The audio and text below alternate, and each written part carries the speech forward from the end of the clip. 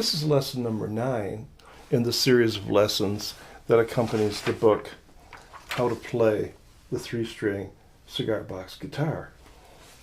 And in this lesson, we're going to talk about creating bright and mellow sounds. You know, when you strike a string, it vibrates as a whole, and how quickly it vibrates or how fast it vibrates is the tone.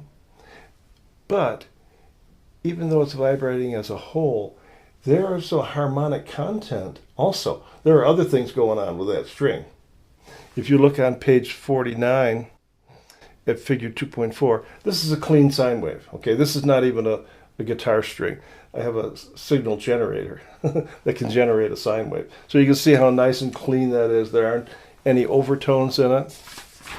But if you go over to the next two, and again, I don't mean to be too technical with this, but figure 2-5 shows a string plucked pretty close to the fingerboard.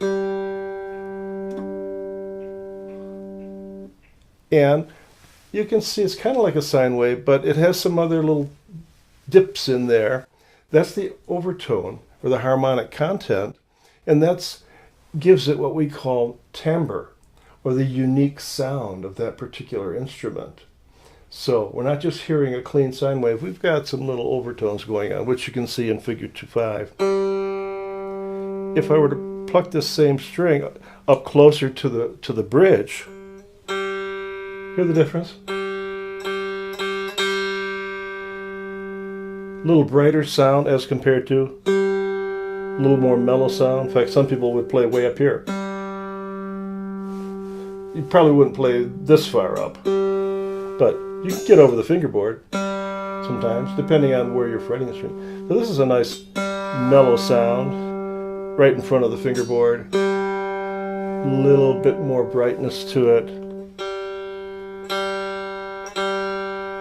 Up by the bridge, fairly bright sound. And that's what figure 2.6 shows. You can see the frequency is the same because those big peaks are spaced out about the same on the oscilloscope, except there's a lot of other stuff going on. So there's more harmonic content.